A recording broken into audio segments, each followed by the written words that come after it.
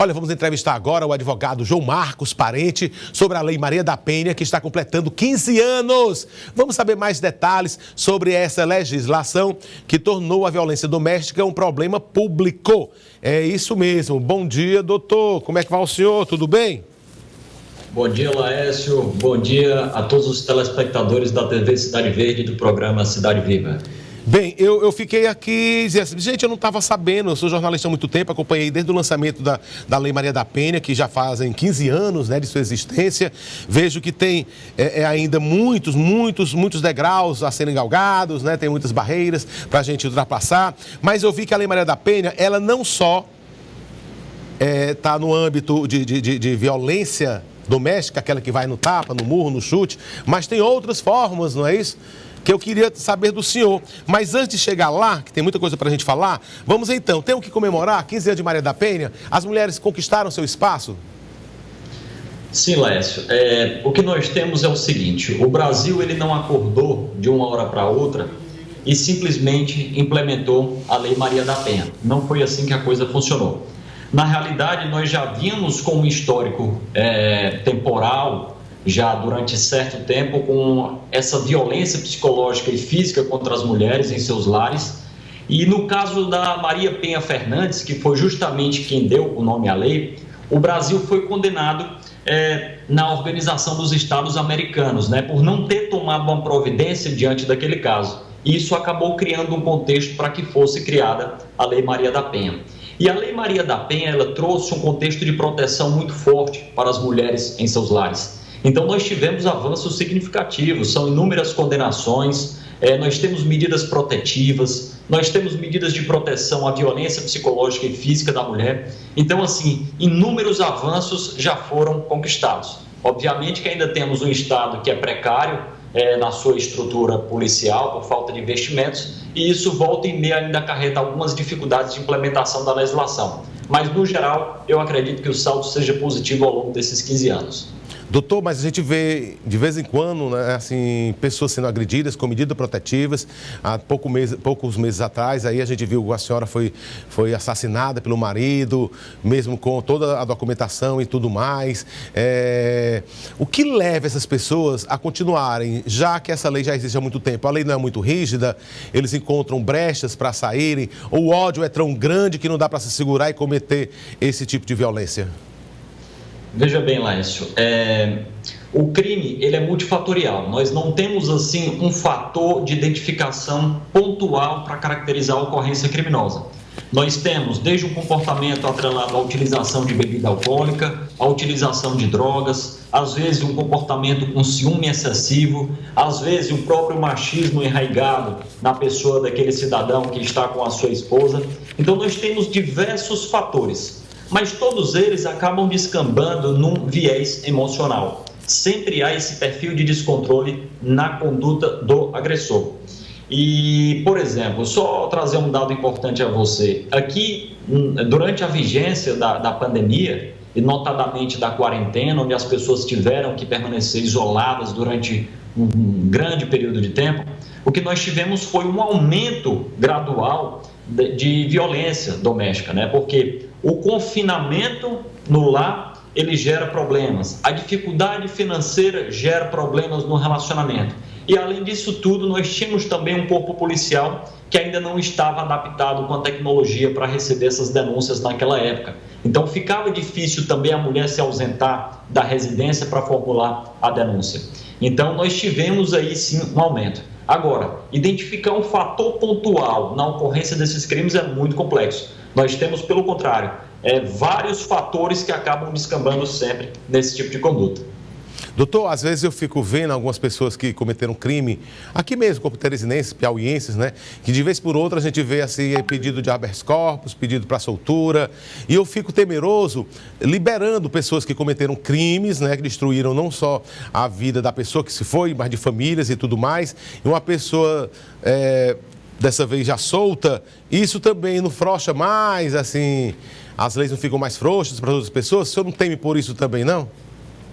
Não, Lécio, na realidade, cada caso é um caso, né? Nós temos, desde aquele fato, às vezes, que embora seja repudiável, ele não tem uma conduta delitiva tão gravosa. Por exemplo, aquele que fez uma agressão psicológica, se ele for mantido naquele lar, ele vai apresentar um comportamento gradual até evoluir para uma agressão física.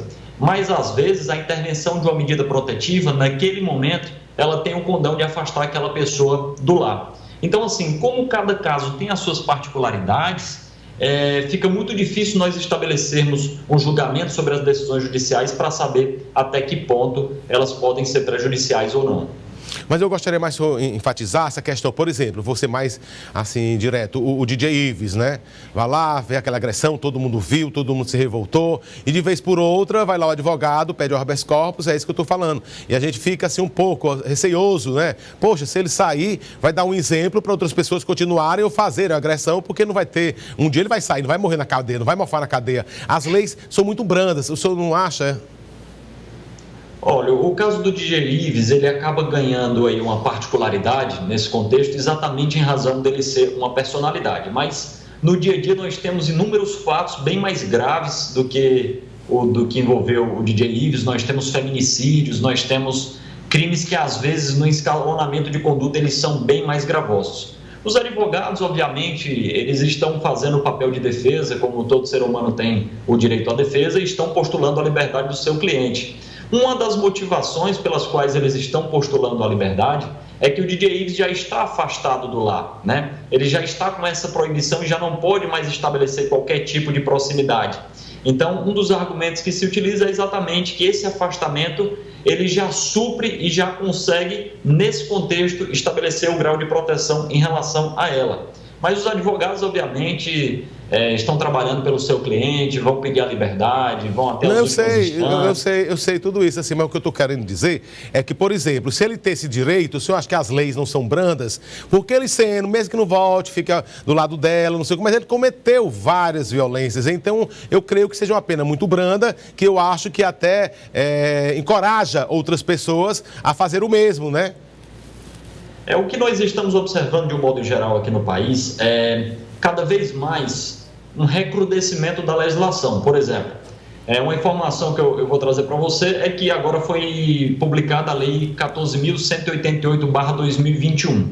Agora está tipificado como crime a violência psicológica. Antes, nós já tínhamos a violência psicológica prevista na Lei Maria da Penha como uma das formas de agressão. Mas havia uma certa incerteza sobre o limite dessa violência psicológica. Até onde essa violência psicológica poderia caracterizar crime diante de um comportamento de um homem no interior da residência. Agora não, agora nós temos a publicação dessa lei, temos a inserção do crime de violência psicológica no Código Penal e, por exemplo, todo aquele homem que quiser tolher o direito de ir e vir da sua mulher dentro da residência, que quiser estabelecer padrões de comportamento, limitar a ação da mulher, ou seja, promover qualquer tipo de redução do direito dela, da liberdade que ela tem e que ele também tem, mas notadamente em relação à mulher, qualquer tipo de redução da liberdade agora está inserido em um capítulo legal. Então, assim, como cada caso é um caso e tem suas particularidades, às vezes a pena de um caso pode ser elevada e às vezes a pena do outro pode ser uma pena mais branda. Mas o fato é que a gente está notando um crescimento exponencial do regime de proteção legal à mulher e isso está marcado agora no ano de 2021 pela inserção desse crime novo no Código Penal, que já está valendo, inclusive. Bem, eu vejo também outras novidades, né, que o senhor falou aí, não é só violência física, né, agressão contra a mulher, mas também tem outros, né? Já perdi aqui, que é a parte doméstica, né? Agressão doméstica, a sexual, patrimonial, que eu queria que o senhor me explicasse o que é que a Maria da Penha, a Lei Maria da Penha, protege em relação à violência patrimonial. O que é uma violência patrimonial?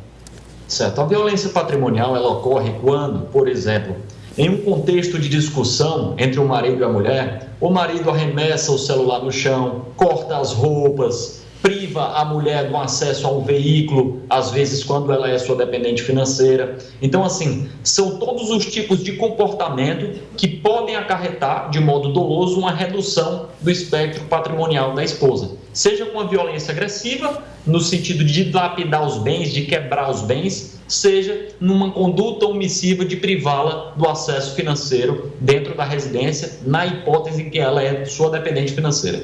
Violência moral também, né? Tá inserido no contexto, sexual também, psicológico, já falou, e violência física. Agora me diga o seguinte, é muito complicado. Acho que as pessoas hoje em dia, se resolverem se casar, tem que conversar muito antes, né? Para evitar determinadas situações. Porque cada um tem vidas particulares, tem gostos, costumes diferentes um do outro. Começa a morar junto, aí já vem aquela confusão e tudo mais. Como é que se cede, como é que tudo mais? Eu acho que toda essa história de violência doméstica tem que ser trabalhada bem antes do casamento, conhecendo bem a pessoa. Você conhece a pessoa na mesa de um bar, quando chega em casa já não quer que a pessoa beba. Você conhece a pessoa saindo com as amigas, quando chega em casa não quer que saia mais com as amigas, corta as amizades. Então tem que ter todo um estudo, tanto do lado masculino como do lado feminino, não é isso?